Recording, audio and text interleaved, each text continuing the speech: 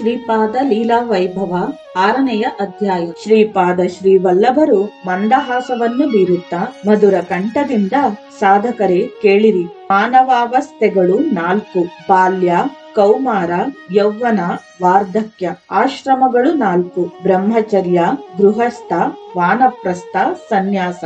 ಗುರುಗಳು 4 ಮಂದಿ: ತಾಯಿ, ತಂದೆ, ಗುರು, ದೇವರು. ಅನುಸರಿಸಬೇಕಾದ ಧರ್ಮಗಳು 4: ಸತ್ಯ, ಧರ್ಮ, ಶಾಂತಿ, ಪ್ರೇಮ. ಸಾಧಿಸಬೇಕಾದ ಪುರುಷಾರ್ಥಗಳು 4: ಧರ್ಮ, ಅರ್ಥ, ಕಾಮ, ಮೋಕ್ಷ.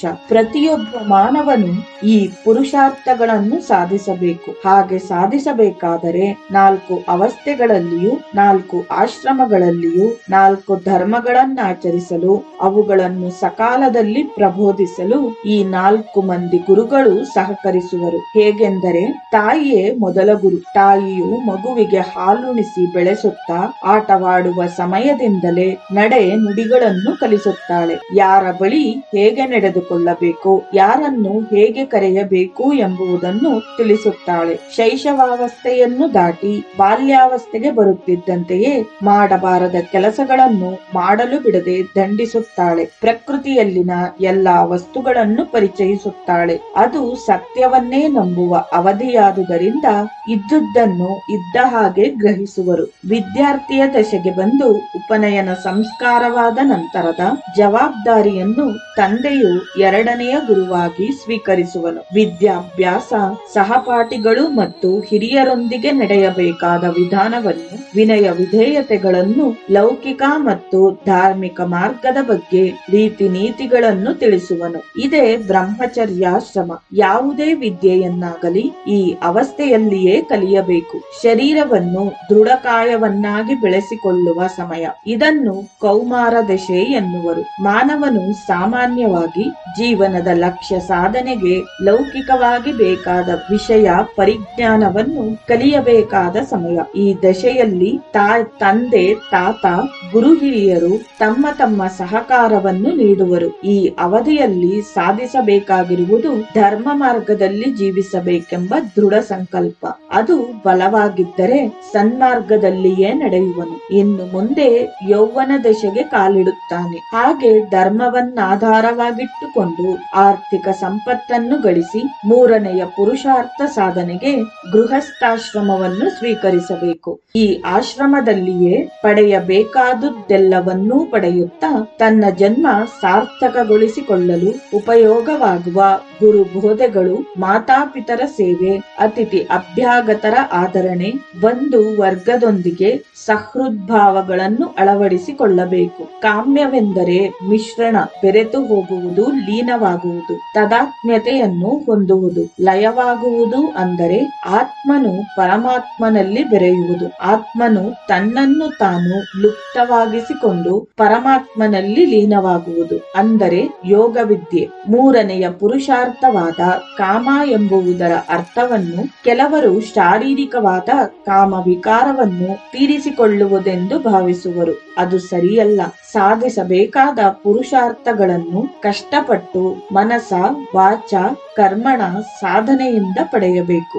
ಆದರೆ ಶಾರೀರಿಕ ಕಾಮವು ಎಲ್ಲಾ ಪ್ರಾಣಿಗಳಲ್ಲಿಯೂ ಸಹಜವಾಗಿಯೇ ಇರುತ್ತದೆ. ಅದು ಒಂದು ರೀತಿಯ ವಿಕಾರ ಮಾತ್ರವಾಗಿರುತ್ತದೆ. ಬುದ್ಧಿವಂತನು ಅದಕ್ಕೆ ದೂರವಾಗಿ ಅದರಿಂದ ಬಿಡಿಸಿಕೊಂಡು ಪುರುಷಾರ್ಥಗಳನ್ನು ಸಾಧಿಸಿಕೊಳ್ಳಬೇಕು. ಕಾಮ್ಯ ಎಂಬ ಪುರುಷಾರ್ಥದ ಮೂಲಕ ಶರೀರದ ದೃಢತೆಯು ಕುಗ್ಗಿ ಹೋಗುವ ಮೊದಲೇ ಮಾನವನು ಕೊನೆಯ ಪುರುಷಾರ್ಥವಾದ ಮೋಕ್ಷವನ್ನು ಬಯಸಿ ತಿಳಿದುಕೊಳ್ಳಬೇಕು. ಮಾರ್ಗವನ್ನು ಗುರು ಹಿರಿಯರ ಬಳಿ ಸೇರಿ ಚೆನ್ನಾಗಿ ಅರಿತು ಸಂಸಾರದಲ್ಲಿದ್ದುಕೊಂಡೇ ನಿರಂತರವಾಗಿ ಸಂಸಾರಕ್ಕೆ ಅಂಟಿಕೊಂಡಿರದೆ ಪ್ರವರ್ತಿಸುವುದೇ ಕಾಮ್ಯ ವಿದ್ಯೆ. ಗೃಹಸ್ಥನಾಗಿದ್ದುಕೊಂಡೇ ಈ ವಿದ್ಯೆಯನ್ನು ಆಧ್ಯಾತ್ಮಿಕ ಗುರುಗಳಿಂದ ಕಲಿಯಬೇಕು. ನದಿಗಳೆಲ್ಲವೂ ಪ್ರವಹಿಸುತ್ತಾ ಪ್ರಕೃತಿಗೆ ಸಹಕರಿಸುತ್ತಾ ಕೊನೆಗೆ ಸಮುದ್ರದಲ್ಲಿ ಬೆರೆತು ಶಾಂತಿ ಹೊಂದುವಂತೆ ಮಾನವನು ಶ್ರದ್ಧೆ, ಸಹನೆಗಳಿಂದ ಜೀವನವನ್ನು ಸಾಗಿಸುತ್ತಾ ದೇವರನ್ನು ಗುರುತಿಸಲು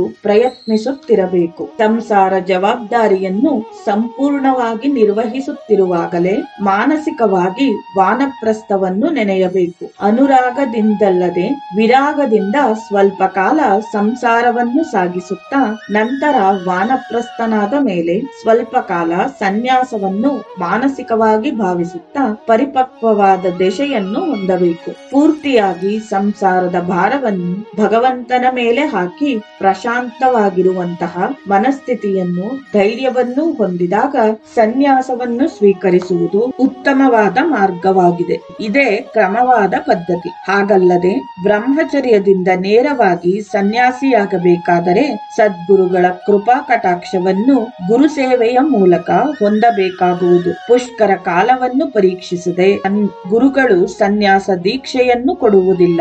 ಏಕೆಂದರೆ ಶಿಷ್ಯರು ಪತನವಾಗಬಾರದೆನ್ನುವುದೇ ಗುರುವಿನ ಸಂಕಲ್ಪ.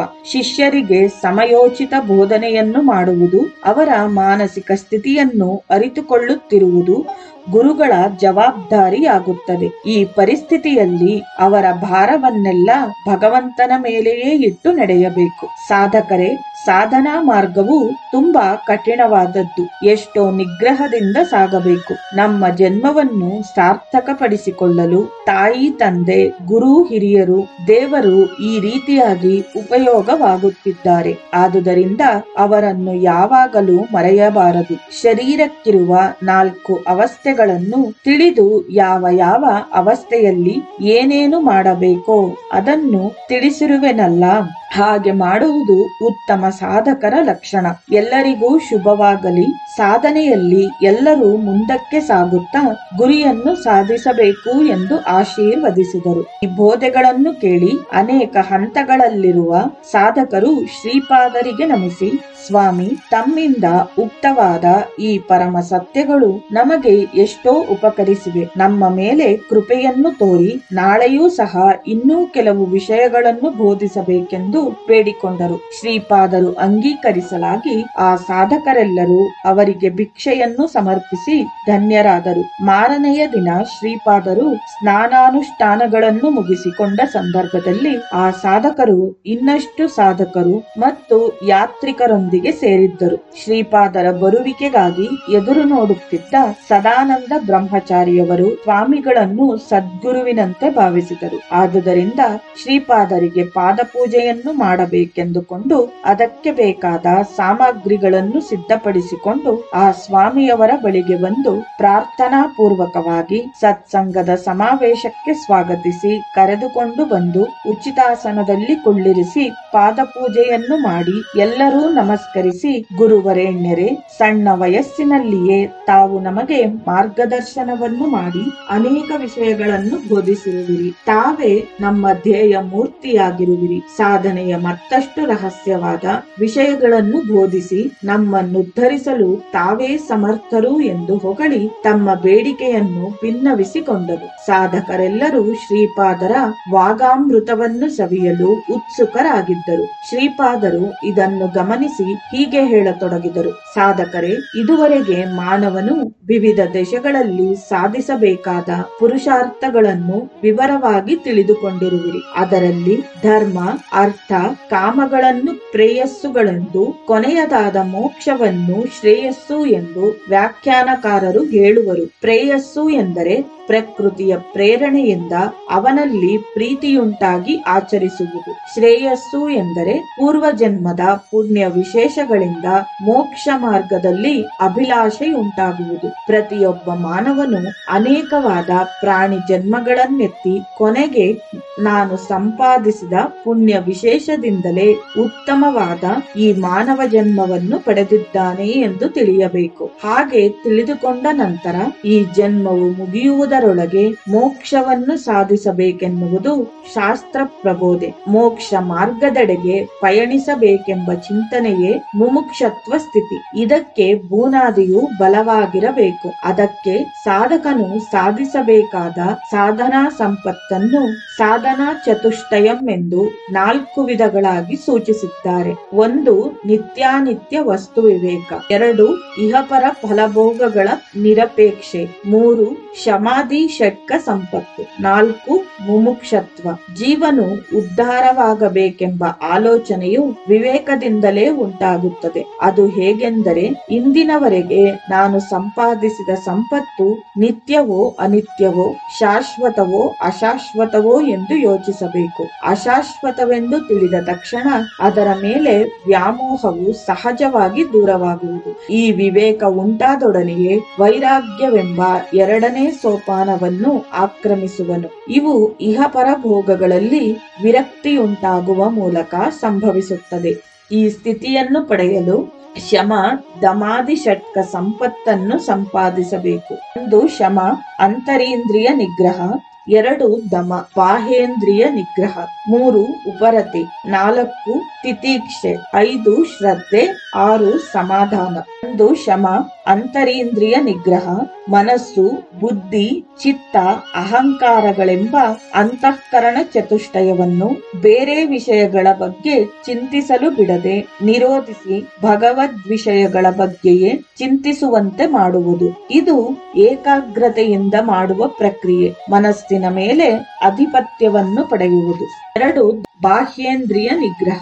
ಪಂಚಕರ್ಮೇಂದ್ರಿಯಗಳಾದ ವಾಕ್ ಕೈಗಳಿಂದ ಮಾಡುವ ಕೆಲಸ, ಪಾದ ಪಾಯು ಕುಳಿತುಕೊಳ್ಳುವುದು, ಪಸ್ತ ವಿಶ್ರಾಂತಿಗಳನ್ನು ಜ್ಞಾನೇಂದ್ರಿಯಗಳಾದ ಚರ್ಮ, ಕಣ್ಣು, ಕಿವಿ, ನಾಲಿಗೆ, ಮೂಗುಗಳನ್ನು ನಿಗ್ರಹಿಸುವುದು. ಅಂದರೆ ಇವುಗಳನ್ನು ಅನುಚಿತ ಕಾರ್ಯಗಳಾಗಿ ಉಪಯೋಗಿಸದೆ ಜಾಗ್ರತೆ ವಹಿಸುವುದು. ಉಪರತಿ ಶಮದಮಾದಿಗಳ ಮೂಲಕ ಪ್ರಾಪ್ತಿಯಾದ ಯಥಾರ್ಥ ಜ್ಞಾನವನ್ನು ಪಡೆದು ಶಾಶ್ವತವಾದ ವಸ್ತುವಿನ ಮೇಲೆಯೇ ಧ್ಯಾನವಿರಿಸುವ ಮೂಲಕ ಹೊಂದುವ ಶಾಂತಿಯನ್ನು ಉಪರತಿ ಎನ್ನುತ್ತಾರೆ. ತಿತೀಕ್ಷೆ ಸಹನೆ. ಪ್ರಾಕೃತಿಕ ದ್ವಂದ್ವಗಳಾದ ಶೀತ, ಉಷ್ಣ, ಸುಖ, ದುಃಖ, ಆಸೆ, ನಿರಾಸೆಗಳ ಲಕ್ಷಣಗಳನ್ನು ತಿಳಿದುಕೊಂಡು ಅವುಗಳಿಂದ ಬಾಧಿಸಲ್ಪಡದೆ ಸಹನೆಯಿಂದ ಸಾಧಿಸಬೇಕಾದದ್ದನ್ನು ಎಷ್ಟೇ ಕಷ್ಟವಾದರೂ ಬಿಡದೆ ಇಷ್ಟದಿಂದ ಕೂಡಿದ ಧೈರ್ಯದಿಂದ ಸಾಧಿಸುವುದು. ಶ್ರದ್ಧೆ. ಗುರು ಮತ್ತು ಪರಮಾತ್ಮನಿಗೆ ಭೇದವಿಲ್ಲವೆಂದು ನಂಬಿ ಭಗವಂತನನ್ನು ಸೇವಿಸುವಂತೆಯೇ ಗುರುವಿನ ಸೇವೆಯನ್ನು ಸ್ವಬುದ್ಧಿಯಿಂದ ಮಾಡುವುದೇ ಶ್ರದ್ಧೆ. ಸ್ವಭಾವವನ್ನನುಸರಿಸಿ ಶ್ರದ್ಧೆಯು ಹೊರಬೀಳುವುದು. ಶ್ರದ್ಧಾವಾನ್ ಲಭತೆ ಜ್ಞಾನಂ ಎಂಬಂತೆ ಶ್ರದ್ಧೆಯಿಂದ ಗುರು ಸೇವೆಯನ್ನು ಮಾಡುವವನಿಗೆ ಭಗವಂತನು ಗುರುವಿನ ರೂಪದಲ್ಲಿ ತನ್ನ ಸೇವೆಯನ್ನು ಸ್ವೀಕರಿಸುತ್ತಿರುವಂತೆ ಭಾಸವಾಗುತ್ತದೆ. ಸಮಾಧಾನ. ಸಾಧನೆಯಲ್ಲಿ ಪೂರ್ಣತ್ವವನ್ನು ಹೊಂದುವ ಸಮಯದಲ್ಲಿ ಈ ಸೃಷ್ಟಿ ಎಲ್ಲದರ ಆಧಾರವಾದ ದಿವ್ಯತ್ವದ ಒಂದು ಸಂಸ್ಪರ್ಶದಿಂದುಂಟಾಗುವ ತೃಪ್ತಿ. ಈ 6 ವಿಧಗಳ ಸಾಧನಾ ಸಂಪತ್ತು ಸಾಧನಾ ಚತುಷ್ಟಯದಲ್ಲಿ 3ನೆಯ ಸೋಪಾನ. ಇವೆಲ್ಲವನ್ನೂ ಸಾಧಿಸಲು ಒಂದು ಗುರಿಯನ್ನು ಹೊಂದಿರಬೇಕೇ ಹೊರತು ಪುರುಷ ಪ್ರಯತ್ನದಿಂದ ಮುಂದಕ್ಕೆ ಸಾಗಲಾರವು. ಆ ಗುರಿಯೇ ಮುಮುಕ್ಷತ್ವ, ಅಂದರೆ ಮೋಕ್ಷವನ್ನು ಪಡೆಯಬೇಕೆನ್ನುವ ಆಸಕ್ತಿ. ಮೋಕ್ಷವೆಂದರೆ ಜನ್ಮರಾಹಿತ್ಯ, ನಾಶವಿಲ್ಲದ್ದು. ಇದೇ ಮಾನವ ಜನ್ಮದ ಗುರಿ. ಇದನ್ನು ಸಾಧನೆಯ ಮೂಲಕವೇ ಪಡೆಯಬೇಕು. ಮೋಕ್ಷವನ್ನು ಹೊಂದುವುದೇ ಮಾನವ ಜನ್ಮದ ಕರ್ತವ್ಯ. ಆದುದರಿಂದ ಪ್ರತಿಯೊಬ್ಬನು ವಿವೇಕ ವೈರಾಗ್ಯಗಳ ಮೂಲಕ ದೇಹವಿರುವಾಗಲೇ ಸಾಧನೆಯನ್ನು ಮಾಡಿ ಪಡೆಯಬೇಕು ಎಂದು ಪ್ರಬೋಧಿಸಿದರು. ಅವರಲ್ಲಿ ನಿಜವಾದ ಸಾಧಕರಿಗೆ ತಮ್ಮ ಸ್ಮರಣೆಯಿಂದ ಅಡ್ಡಿ ಆತಂಕಗಳು ದೂರವಾಗುವುವೆಂದು ವಾಗ್ದಾನವನ್ನು ಮಾಡಿದರು. ಎಲ್ಲರೂ ಸಮರ್ಥ ಮಹಾರಾಜ್ ಕಿ ಜೈ ಎಂದು ಜಯಘೋಷವನ್ನು ಮಾಡಿದರು. ಶ್ರೀಪಾದ ಶ್ರೀವಲ್ಲಭರು ಆ ಭಕ್ತರು ಸಮರ್ಪಿಸಿದ ಫಲಾಹಾರವನ್ನು ಸ್ವೀಕರಿಸಿ ಅಲ್ಲಿಂದ ಕೇದಾರ್ನಾಥ್ ಸೇರಿದರು. ಕೇದಾರ್ನಾಥ್ ಕ್ಷೇತ್ರದಲ್ಲಿ ಶ್ರೀಪಾದರು ಕೇದಾರೇಶ್ವರನ ದರ್ಶನವನ್ನು ಮಾಡಿದರು. ಅಲ್ಲಿ ಅನೇಕ ಮಂದಿ ಯೋಗಿಗಳು ಮತ್ತು ಸಾಧಕರು ಇವರ ಮುಖಮಂಡಲದ ತೇಜಸ್ಸನ್ನು ಗಮನಿಸಿ ಕೆಲವರು ಕಾರಣ ಜನ್ಮರೆಂದು, ಕೆಲವರು ಸಾಕ್ಷಾತ್ ಯೋಗಿ ಸಾರ್ವಭೌಮರೆಂದು ಭಾವಿಸಿದರು. ಸ್ವಾಮಿಯವರನ್ನು ಅನೇಕರು ಒಂದೇ ಸಲ ನೋಡಿದರೂ ಸಹ ಅವರ ಆಜ್ಞೆಯಾದರೆ ಮಾತ್ರ ಬಾಯಿ ತೆರೆದು ಕೀರ್ತಿಸಬಲ್ಲರು. ಅವರ ದಿವ್ಯ ಸಂಕಲ್ಪದಿಂದಲೇ ಎಲ್ಲವೂ ನಡೆಯುವುದೆಂಬ ವಿಷಯವನ್ನರಿತು ಮಂತ್ರ ಮುಗ್ಧರಂತೆ ಒಳಗೊಳಗೆ ಮಹದಾನಂದವನ್ನು ಹೊಂದುತ್ತಾ ನಿಂತುಕೊಂಡಿದ್ದರು. ಕಣ್ಣುಗಳಿಂದಲೇ ಆ ದಿವ್ಯ ಸ್ವರೂಪವನ್ನು ಆಸ್ವಾದಿಸುತ್ತಿದ್ದರು. ಪರಮಶಿವನನ್ನೇ ಧ್ಯೇಯವಾಗಿಟ್ಟುಕೊಂಡು ಸಾವಿರಾರು ವರ್ಷಗಳಿಂದ ಸಾಧನೆಯನ್ನು ಮಾಡುತ್ತಾ ಅಲ್ಲಿಯೇ ನೆಲೆಸಿದ್ದ ಸಿದ್ಧಯೋಗಿ ಅಘೋರಿಯೊಬ್ಬನು ಕೂಡ ಶ್ರೀಪಾದರನ್ನು ದರ್ಶಿಸಿಕೊಂಡು, ಓ ಸ್ವಾಮಿ ಬಾಲಯೋಗಿಯೇ, ಏನು ನಿನ್ನ ನಟನೆ? ನೀನು ಕಾಶಿಯಲ್ಲಿ ವಿಶ್ವೇಶ್ವರನನ್ನು ದರ್ಶಿಸಿ ಆಲಂಗಿಸಿಕೊಂಡಿದ್ದನ್ನು ನಾನು ನೋಡಿದೆ. ಆಗಲೇ ಕೇದಾರೇಶ್ವರನು ನೀನಿಲ್ಲಿಗೆ ಬರುತ್ತಿರುವೆ ಎಂದು ಹೇಳಿದನು. ಆ ಸಮಯವು ಯಾವಾಗ ಬರುವುದೋ ಎಂದು ಎದುರು ನೋಡುತ್ತಿದ್ದೆನು ಎನ್ನಲು ಇವನ ಆಕಾರವನ್ನು ಕಂಡು ಅಲ್ಲಿದ್ದವರೆಲ್ಲರೂ ಇವನೊಬ್ಬ ಹುಚ್ಚನೆಂದುಕೊಂಡರು. ಶ್ರೀಪಾದರು ಅವನನ್ನು ಆಶೀರ್ವದಿಸಿದರು. ಸಾಧಕರೆಲ್ಲರೂ ಶ್ರೀಪಾದರ ಪಾದಕ್ಕೆರಗಿದರು. ನಂತರ ಸ್ವಾಮಿಯವರನ್ನು ಒಂದು ಉಚಿತಾಸನದ ಮೇಲೆ ಕುಳ್ಳಿರಿಸಿ, ಸ್ವಾಮಿ ಚಿಕ್ಕ ವಯಸ್ಸಿನಲ್ಲಿಯೇ ವೈರಾಗ್ಯವನ್ನು ಹೊಂದಿ ತೀರ್ಥಯಾತ್ರೆಗಳನ್ನು ಮಾಡುತ್ತಿರುವಿರಿ. ತಮ್ಮ ಸ್ಥಿತಿಯು ತುಂಬಾ ಶ್ರೇಷ್ಠವಾದುದೆಂದು ತಮ್ಮ ಮುಖಮಂಡಲದ ಸುತ್ತಲೂ ವಿರಾಜಿಸುತ್ತಿರುವ ತೇಜೋಮಂಡಲವು ಹೇಳುತ್ತಿದೆ. ನಮ್ಮ ಸಾಧನೆಯಲ್ಲಿನ ಲೋಪದೋಷಗಳನ್ನು ಸರಿಪಡಿಸಿ ಮಾರ್ಗದರ್ಶನವನ್ನು ಮಾಡಬೇಕೆಂದು ಯೋಗಿರಾಜರಾದ ತಮಗೆ ಶರಣಾಗಿದ್ದೇವೆ. ಓ ಪರಬ್ರಹ್ಮ ಸ್ವರೂಪನೇ, ಜ್ಞಾನ ಸಾಗರನೇ, ಕೃಪಾನಿಧಿಯೇ, ನಮಗೆ ಅವಶ್ಯಕವಾದ ಜ್ಞಾನವನ್ನು ಬೋಧಿಸಿ ಶಾಂತಿಯನ್ನು ಪ್ರಸಾದಿಸಿ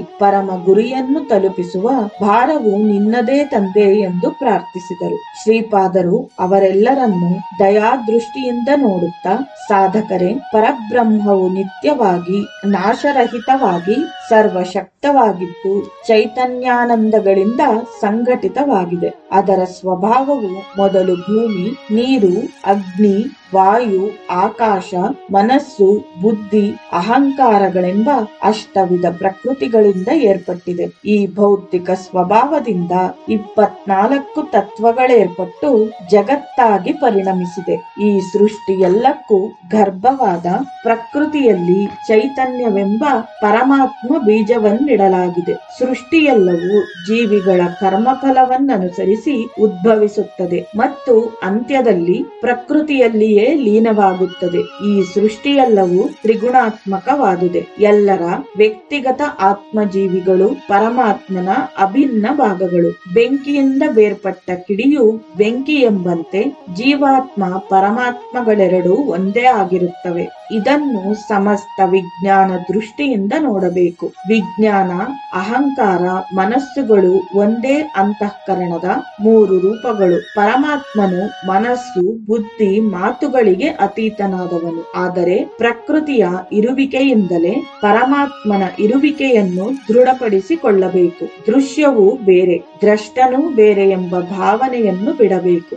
ಆಗ ಜ್ಞಾತ, ಜ್ಞೇಯ, ಚೈತನ್ಯ ಪದಾರ್ಥಗಳೆಂಬ ದ್ವಂದ್ವ ಭಾವವು ನಾಶವಾಗುವುದು. ಬುದ್ಧಿಯಿಂದ ವಿಷಯವನ್ನು ಗ್ರಹಿಸುವುದು, ಗ್ರಹಿಸಿದ ವಿಷಯವನ್ನು ಅನುಭವ ಪೂರ್ವಕವಾಗಿ ತಿಳಿದುಕೊಂಡು ಆಚರಿಸುವುದು ಮುಖ್ಯ. ಹಾಗೆ ಆಚರಿಸಿದಾಗಲೇ ಜೀವನವು ಬದಲಾಗುವುದು. ಇದು ಅನುಭವೈಕ ವೇದ್ಯವು. ಇದು ಯೋಗ ಶರೀರದಿಂದ ಮನಸ್ಸಿಗೆ ಕೊಡುವ ಶಿಕ್ಷಣ. ಯೋಗದಿಂದ ಭೌತಿಕ ಶರೀರವು ಬಲಿಷ್ಠವಾಗಿ ದೃಢಕಾಯವಾಗುತ್ತದೆ.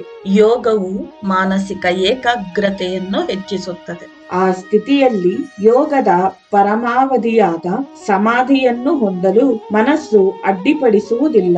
ಯೋಚನೆಗಳೆಲ್ಲವೂ ನಶಿಸಿ ಹೋಗುವವು. ಈ ಸ್ಥಿತಿಯನ್ನು ತಲುಪಿದವನು ಜೀವನದ ಗುರಿಯನ್ನು ತಲುಪಿದಂತೆಯೇ. ಈ ಸ್ಥಿತಿಯಲ್ಲಿ ದಿವ್ಯ ಚಕ್ಷುಗಳಿಂದ ಈಶ್ವರನೇ ಕ್ರಿಯಾಶಕ್ತನಾಗಿ ಚೈತನ್ಯನಾಗಿ ಗುರುತಿಸಲ್ಪಟ್ಟು ಎಲ್ಲವೂ ಭಗವತ್ ಸ್ವರೂಪವಾಗಿ ದರ್ಶನವು ಲಭಿಸಿ ನಿಜಾನಂದ, ಬ್ರಹ್ಮಾನಂದ, ಪರಮಾನಂದವನ್ನು ಹೊಂದಬಲ್ಲರು. ಹೀಗೆ ಹೇಳುತ್ತಿರುವಾಗಲೇ ಕೇಳುವವರೆಲ್ಲರೂ ನಿಜಾನಂದ ಸ್ಥಿತಿಯನ್ನು ಹೊಂದಿರಲು ಶ್ರೀಪಾದ ಸ್ವಾಮಿಗಳು ಅದೃಶ್ಯರಾದರು ಎಂದು ಶ್ರೀ ವಿಠಲ್ ಬಾಬಾಜಿಯವರು ಹೇಳಿದರು. ಎಲ್ಲರೂ ಜಯಘೋಷವನ್ನು ಮಾಡಿದೆವು. ಜಗದ್ಗುರು ಶ್ರೀಪಾದ ಸ್ವಾಮಿಗಳ ತೀರ್ಥಯಾತ್ರೆಗಳನ್ನು ಮನೋನೇತ್ರಗಳಿಂದ ನೋಡುವ ಶ್ರೀ ಬಾಬಾಜಿಯವರು ಆ ಕ್ಷೇತ್ರಗಳನ್ನು ನೋಡಿದವರಾದುದರಿಂದ ಮತ್ತೆ ಆ ಕ್ಷೇತ್ರಗಳನ್ನು ಕಂಡು ಪರವಶರಾಗಿ ಸಂತೋಷದಿಂದ ವಿಷಯಗಳನ್ನು ವಿವರಿಸಿದರು. ಶ್ರೀ ಬಾಬಾಜಿಯವರು ತಮ್ಮೊಂದಿಗೆ 55 ಮಂದಿಯ ಭಕ್ತ ವೃಂದವುಳ್ಳ ನಮ್ಮನ್ನು